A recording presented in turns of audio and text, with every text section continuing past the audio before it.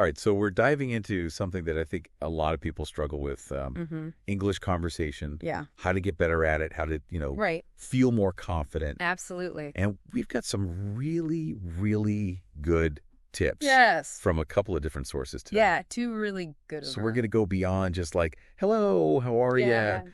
We really want to give people some tools. Yeah, some actual Those things they can use. Yeah. Mystical stuff. Because I think that's one of the things that's always so frustrating, right? It is. Because you read these language books, but it's like, It's all theoretical. it's theoretical, or it's like Yeah. vocabulary lists, which are great, but You need to be able to use them. yeah, you have to. Yeah. The context. So one of the things I thought was interesting in both of these sources Okay. was this idea of going beyond those generic Yes. greetings. Yeah. Like, hello, how are you? Yes, because everyone uses those, right? Right. And it's like, you're not really, It's just a reflex. yeah, it's just a social A social script. script. It doesn't really Yeah, it doesn't really get you anywhere. get you anywhere. It doesn't know. And this one tip, Yeah. I thought was really interesting about complimenting Yes. someone's belongings. Their belongings. I love that. Yeah. What do you tell me why that works? Oh, I think it's because it shows, first of all, that you're observant. Okay. You're paying attention to the little details. Right. It also kind of suggests that you have good taste because you're noticing something that they've chosen, right? Right. And who doesn't like to hear that? That's true. And then, because it's an object, Yeah. it gives you an easy way Why don't you to segue? segue, into a conversation. So give me an example, like, Okay, so instead of just saying nice shoes, which can be, yeah. which can be a little generic, yeah, you could say, those shoes are fantastic. Did you get them around here? Ooh, I like that. Right. Yeah. And then suddenly you've got You've got a conversation. something to talk about. Yeah. And it's not, nice shoes. It's more specific. Yeah. Shows you're paying attention. I like that a lot. Yeah. And it gives them something to respond to. Right. Exactly. That's not just thank you. Exactly. Exactly. So Right. we're already off to a good start. Already off to a good start. And I noticed too, one of the things that they mentioned was Yes. you can also compliment someone's surroundings. Oh, that's a good one too. Yeah.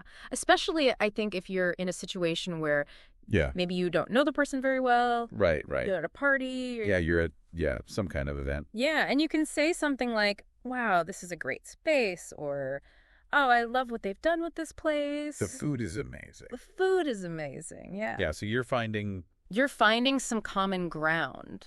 common ground here. Exactly. Which I think is something that we all We're all looking for. kind of crave, right? Yes, absolutely. Especially when you're, yeah, exactly. And you don't know somebody. It's like, how do you break the ice? And it's an easy way to do it. Yeah. It is. It is. So we're past the initial hello. Right. We've broken the ice a little bit. Okay. How do we keep this going? How do we keep it going? Because that's the challenge. That's the challenge, right? That is the challenge. You don't want to be like, okay, well, nice talking to you. See you later. See you later. Bye. So what are your thoughts on that? Well, this is where the art of asking the right questions comes in. Ooh, okay. This is key, and both of the sources really emphasize this. Okay. The importance of asking open-ended questions. Open-ended. Okay. Yes, as opposed to closed-ended questions. Which, think about it this way. If you ask a closed-ended question, you're going to get a one-word answer. Okay. Or a very short answer. Give me an example. Did you have a good day? Right. Yes. Yes or no. No. Okay. Right. Yeah. That's it. The conversation's over. It's a dead end. It's a dead end. Okay.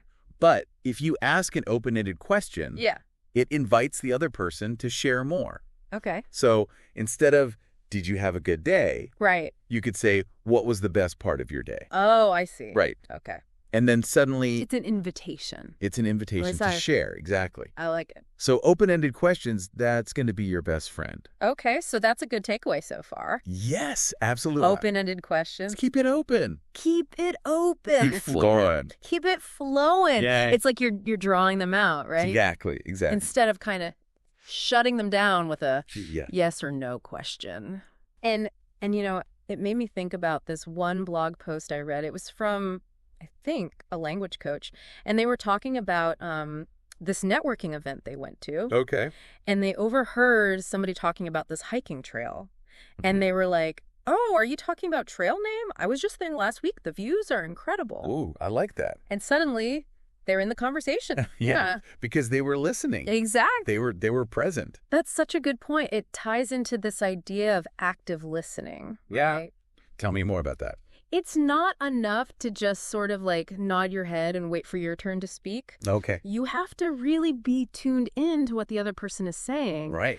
And look for those little openings, those cues, those little nuggets that you can then use. It's like you're saying, I hear you, I'm listening, and what you're saying is interesting. Exactly. And I feel like we all want that, right? Well, of course, everybody wants to feel heard and validated, and that's a big part of what makes a conversation engaging and meaningful. Mm-hmm. And speaking of validation, another thing that the sources talked about was complimenting skills and achievements. Oh, okay. So going beyond just physical appearances or belongings. Right, recognizing something Why not it? deeper. Exactly. Like if somebody's, talking about their work or a project they're really proud of, Yeah. Acknowledging that, hey, that's really impressive. Or I can tell you put a lot of work into that. yes, exactly. You're showing that you see them Yeah. for who they are and what they do.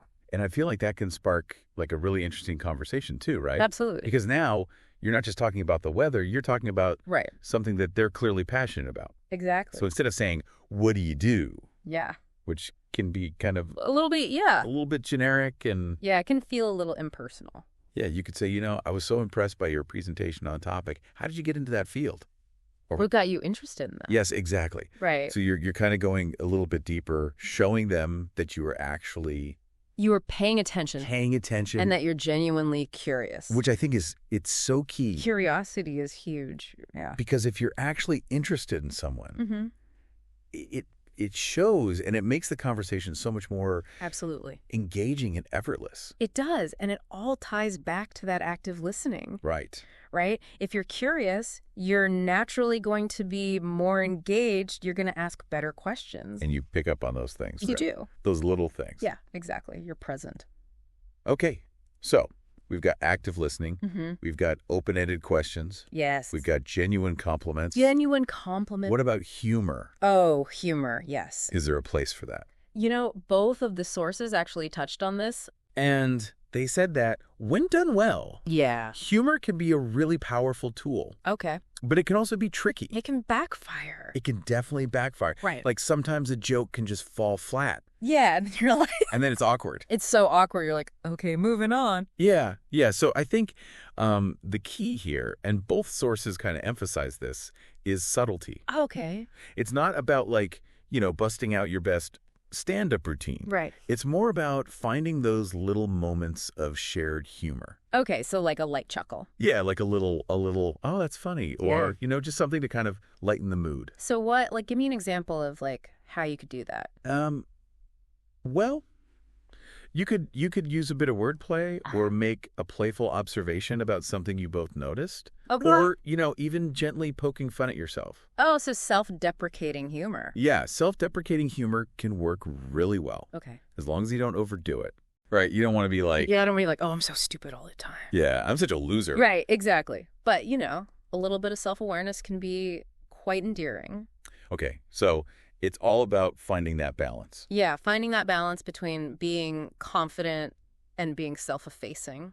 Right, okay. And even if a joke doesn't land, it's not the end of the world. That's true. Just acknowledge it. Oh, well, that one didn't quite work, or... Yeah, I'll keep working on my material. Exactly, and move on. Okay, that's good to know. Yeah. Because I think, sometimes we put so much pressure on ourselves We do. to be like witty and charming and all Yeah. of that. And it's like, It's too much. it's too much pressure. It is. Just be yourself, Be yourself. Be authentic. I like that. Yeah.